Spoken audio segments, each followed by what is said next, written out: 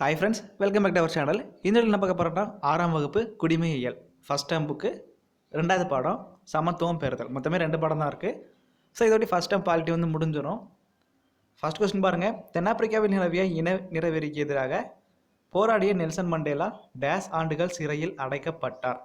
So தென்னாப்பிரிக்கா, south ஆப்பிரிக்காவில் வந்து இன நிறவெறி அது வந்து ரொம்பவே பெரிய பிரச்சனையாக இருந்திருக்கும். ஸோ இன நிறவெறினா என்னதுன்னா, சவுத் ஆப்பிரிக்காவில் வந்து கருப்பின மக்கள் அதிகமாக இருப்பாங்க, வெள்ளை இன மக்கள் வந்து கம்மியாக இருந்திருப்பாங்க. ஸோ என்ன நடந்திருக்கும்னா, அங்கே ஆட்சி அமைச்சிட்டு இருந்தவங்க வந்து யாருன்னு பார்த்தீங்கன்னா வெள்ளை இன மக்கள். அவங்க வந்து கருப்பின மக்கள் மீது வந்து எல்லா விஷயத்துலையும் பாகுபாடு காட்டியிருப்பாங்க.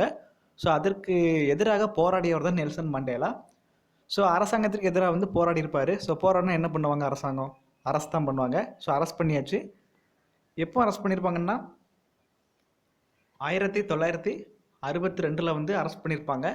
ஸோ அரெஸ்ட் பண்ணதுக்கப்புறம் ஒரு 27 வருஷம் வந்து சிறையில் அடைக்கப்பட்டிருப்பார். ஸோ 27 வருஷம் வந்து சிறையில் இருந்திருப்பார். தேர்ட் ஆப்ஷன் தான் சரியான விடை. ஸோ 27 வருஷம் வந்து சிறையில் இருந்திருப்பாரா? அப்போ சிறையில் வந்து அடைச்சாச்சு நெல்சன் மண்டேலாவை. அதனால் வந்து மக்கள் வந்து ரொம்ப போராட்டம் பண்ணுறாங்க. ஸோ என்ன நடக்குன்னா, நாட்டில் வந்து பெரிய பிரச்சனையாக வந்து இது மாறிடக்கூடாது அப்படின்னு ஒரு விஷயத்தை கருத்தில் கொண்டு அப்போதைய தென்னாப்பிரிக்க அதிபர், அவர் பேர் பார்த்திங்கன்னா எஃப்டபிள்யூடி கிளர்க்குன்னு தான் ஒருத்தர் அதிபராக இருந்திருப்பார், தென்னாப்பிரிக்காவுடைய பிரசிடெண்ட்.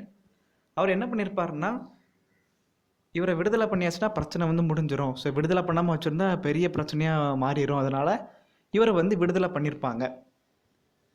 1990 வந்து விடுதலை பண்ணியிருப்பாங்க நெல்சன் மண்டேலாவை. ஸோ அப்போ இன நிறவெறிக்கு வந்து முற்றுப்புள்ளி வைத்தவர் யாருன்னு பார்த்தீங்கன்னா நெல்சன் மண்டேலா, சவுத் ஆப்பிரிக்காவில். ஸோ அப்போ 1990 வந்து இவரை விடுதலை பண்ணியாச்சு. ஸோ அதுக்கப்புறம் வந்து இவர் எலெக்ஷனில் நின்றுருப்பார். ஸோ எலெக்ஷனில் நின்றதுக்கப்புறம் வந்து இவர் வந்து வின் பண்ணியிருப்பார்.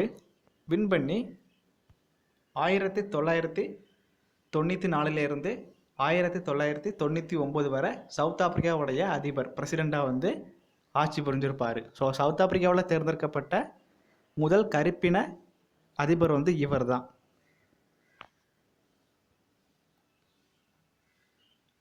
அப்புறம் 2வது கொஸ்டின், எந்த ஒரு குடிமகனுக்கும் எதிராக மதம், இனம், ஜாதி, பாலினம், பிறப்பிடம் ஆகியவற்றின் அடிப்படையில் பாகுபாடு காட்டக்கூடாது என கூறும் விதி வந்து கேட்டிருக்காங்க. ஸோ ஆன்சர் பார்த்தீங்கன்னா தேர்ட் ஆப்ஷனில் உள்ள விதி 15 உட்பிரிவு 1. ஸோ இந்திய அரசியலமைப்புடைய விதி 15 உட்பிரிவு 1. ஸோ அந்த விதி என்ன சொல்லுதுன்னு பார்த்தீங்கன்னா, நம்ம இந்தியாவில் வந்து யார் மேலேயும் மதம், இனம், ஜாதி, பாலினம் மற்றும் பிறப்பிடம் இதனுடைய அடிப்படையில் வந்து யாரையும் பிரித்து காட்டக்கூடாது. ஸோ யாரையும் பிரித்து பார்க்கக்கூடாது. ஸோ பாகுபாடு வந்து யாரையும் இந்த சொல்லியிருக்க விஷயத்தின் அடிப்படையில் வந்து காட்டக்கூடாது அப்படின்னு சொல்லியிருப்பாங்க. ஸோ அந்த விதி தான் இந்திய அரசியலமைப்புடைய விதி 15 உட்பிரிவு 1. அப்புறம் 3வது கொஸ்டின், சுதந்திர இந்தியாவின் முதல் சட்ட அமைச்சராக பணியாற்றியவர் யாருன்னு கேட்டிருக்காங்க. ஸோ சுதந்திர இந்தியாவின் முதல் சட்ட அமைச்சர் யாருன்னு பார்த்தீங்கன்னா தேர்ட் ஆப்ஷனில் உள்ள டாக்டர் B.R. அம்பேத்கர். பாபா சாஹேப் என்று பிரபலமாக அறியப்படுகிறார் அவர் வந்து. ஸோ இவரோட பேர் பார்த்தீங்கன்னா doctor Bhimrao Ramji Ambedkar. Full name பார்த்தீங்கன்னா இவர் தான் சுதந்திர இந்தியாவின் முதல் சட்ட அமைச்சர். ஸோ அந்த டைம் பார்த்தீங்கன்னா சுதந்திரம் எப்போ கிடச்சிருக்கும், ஆகஸ்ட் 15 ஆகஸ்ட் 1947. அதிலிருந்து அக்டோபர் 6 1951 இதுவரை இவர் வந்து சுதந்திர இந்தியாவின் முதல் சட்ட அமைச்சராக பணியாற்றியிருப்பார். ஸோ இவர் தானே இந்திய அரசியலமைப்பின் தந்தையென அழைக்கப்படுபவர். ஏன்னா இந்திய அரசியலமைப்பை உருவாக்கியவர் வந்து இவர் தான். இந்திய அரசியல் நிர்ணய சபை, அந்த சபை உருவாக்கிய சட்ட வரைவு குழுவின் தலைவர் வந்து இவர் தான். ஸோ அந்த சட்ட வரைவு குழு தான் இந்தியாவிற்கான அரசியலமைப்பை வந்து உருவாக்கியிருப்பாங்க. ஸோ இந்திய அரசியலமைப்பின் தந்தை வந்து இவர் தான், டாக்டர் B.R. அம்பேத்கர். அப்புறம் 4வது கொஸ்டின், டாக்டர் B.R. அம்பேத்கர் அவர்களுக்கு பாரத ரத்னா விருது வழங்கப்பட்ட ஆண்டு. ஸோ இந்தியாவுடைய உயரிய விருதான பாரத ரத்னா விருது டாக்டர் B.R. அம்பேத்கருக்கு எப்போ கிடச்சிருக்குன்னா, அவர் இறந்ததுக்கப்புறம் 1990 கிடச்சிருக்கும்.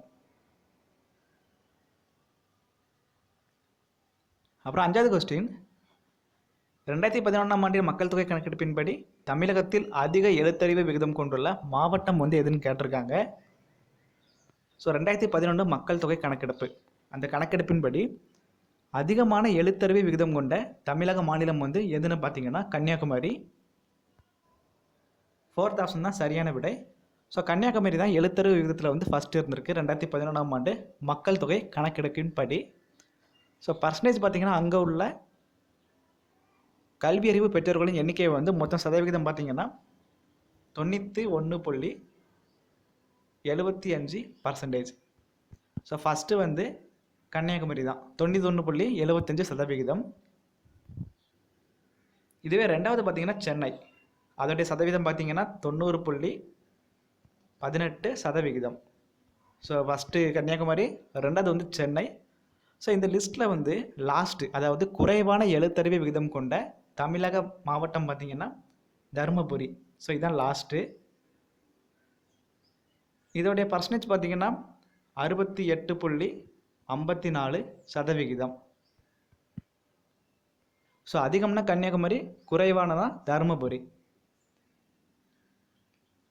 அப்புறம் 6வது கொஸ்டின், சட்டத்தின் முன் அனைவரும் சமம் என கூறும் விதி வந்து கேட்டிருக்காங்க. ஸோ இந்திய அரசியலமைப்பின் விதி 14 வந்து என்ன சொல்றதுன்னா சட்டத்தின் முன் அனைவரும் சமம் அப்படின்னு கூறுகிறது. ஸோ விதி 14 வந்து சட்டத்தின் முன் அனைவரும் சமம். அப்புறம் 7வது கொஸ்டின், 2011 மக்கள் தொகை கணக்கெடுப்பின்படி தமிழகத்தில் அதிக பாலின விகிதம் உள்ள மாவட்டம் கேட்டிருக்காங்க. ஸோ பாலின விகிதம்னா 1000 ஆண்களுக்கு வந்து எவ்வளவு பெண்கள் இருக்காங்க அப்படி சொல்லக்கூடிய ஒரு இதுதான் பாலின விகிதம்னு சொல்கிறாங்க. ஸோ 2011 மக்கள் தொகை கணக்கெடுப்பின்படி தமிழகத்தில் அதிக பாலின விகிதம் உள்ள மாவட்டம் வந்து எதுன்னு பார்த்தீங்கன்னா 3rd ஆப்ஷனில் உள்ள நீலகிரி. ஸோ நீலகிரி தான் அதிக பாலின விகிதம் கொண்ட தமிழக மாவட்டம். இங்கே வந்து 1000 ஆண்களுக்கு 1041 பெண்கள் வந்து இருக்காங்க. ஸோ பாலின விகிதம் பார்த்தீங்கன்னா 1000 ஆண்களுக்கு 1041 பெண்கள். இதுவே குறைவான பாலின விகிதம் கொண்ட தமிழக மாவட்டம் 2011 மக்கள் தொகை கணக்கெடுப்பின்படி எதுன்னு பார்த்தீங்கன்னா தர்மபுரி. ஸோ இதுதான் லாஸ்ட்டு. இங்கே எவ்வளோ இருப்பாங்கன்னா 1000 ஆண்களுக்கு 946 பெண்கள் இருப்பாங்க. ஸோ இங்கே தருமபுரியில் வந்து 1000 ஆண்களுக்கு 946 பெண்கள் இருப்பாங்க. அப்போது கல்வி அறிவு அப்புறம் வந்து பாலின விகிதம் இந்த ரெண்டுலேயுமே லாஸ்ட்டு வந்து தருமபுரி தான்.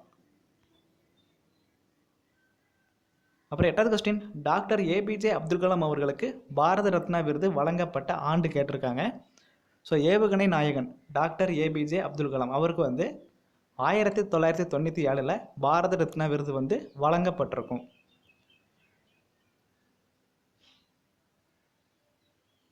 அப்புறம் 9வது கொஸ்டின், இந்தியாவில் எந்த விதியின்படி தீண்டாமை ஒழிக்கப்பட்டது?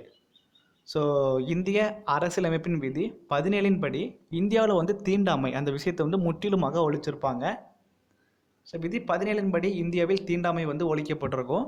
ஏன்னா இவங்க என்ன சொல்லுவாங்கன்னா தீண்டாமை வந்து ஒரு பெருங்குற்றம். ஸோ அதனால் வந்து தீண்டாமை வந்து ஒழிக்கப்படும் என்று சொல்லி இந்த விதி 17 படி ஒழிச்சிருப்பாங்க. அது மட்டும் இல்லாமல் யாரும் இந்த தீண்டாமையை வந்து ஃபாலோ பண்ணிட்டு இருந்தாங்கன்னா அது வந்து ஒரு பெரிய குற்றம், அதுக்கு வந்து கடுமையாக தண்டிக்கப்படுவார்கள்னு இந்த விதி 17 வந்து சொல்லியிருக்கோம். அப்புறம் கடைசி கொஸ்டின், ராஜீவ்காந்தி கேல் ரத்னா விருதை பெற்ற முதல் விளையாட்டு வீரர் யாருன்னு கேட்டிருக்காங்க. ஸோ ராஜீவ்காந்தி கேல் ரத்னா விருதுன்னா யாருக்கு கொடுப்பாங்கன்னா விளையாட்டுத்துறையில் சிறந்து விளங்கிய விளையாட்டு வீரருக்கு கொடுப்பாங்க. ஸோ விளையாட்டுத்துறையில் அதாவது விளையாட்டு வீரருக்கு வழங்கக்கூடிய மிகப்பெரிய விருது வந்து ராஜீவ்காந்தி கேல் ரத்னா விருது தான். ஸோ விளையாட்டு வீரருக்கு கிடைக்கக்கூடிய மிக உயரிய விருது வந்து ராஜீவ்காந்தி கேல் ரத்னா விருது தான். இதை வந்து முதலில் வென்ற விளையாட்டு வீரர் யாருன்னு பார்த்தீங்கன்னா நம்ம தமிழகத்தைச் சேர்ந்த விஸ்வநாதன் ஆனந்த். இவர் வந்து செஸ் கிராண்ட் மாஸ்டர். ஸோ சதுரங்க போட்டிக்காக தான் இவருக்கு வந்து கிடச்சிருக்கும் இந்த விருது. இந்த விருதை முதலில் பெற்றவர் வந்து விஸ்வநாதன் ஆனந்த் தான், ஒரு தமிழர். சதுரங்க விளையாட்டுக்காக கிடச்சிருக்கும். ஸோ எந்த வருஷம் கொடுத்துருப்பாங்கன்னா 1991 to 92. அப்போ 1991 to 92 இந்த காலகட்டத்தில் தான் இவருக்கு வந்து இந்த ராஜீவ்காந்தி கேல் ரத்னா விருது கிடச்சிருக்கும். ஸோ இந்த விருதை பெற்ற முதல் விளையாட்டு வீரர் வந்து விஸ்வநாதன் ஆனந்த் தான். ஓகே ஃப்ரெண்ட்ஸ், இந்த வீடியோ பிடிச்சிருந்தா லைக் பண்ணுங்கள், ஷேர் பண்ணுங்கள். Bye friends, thank you.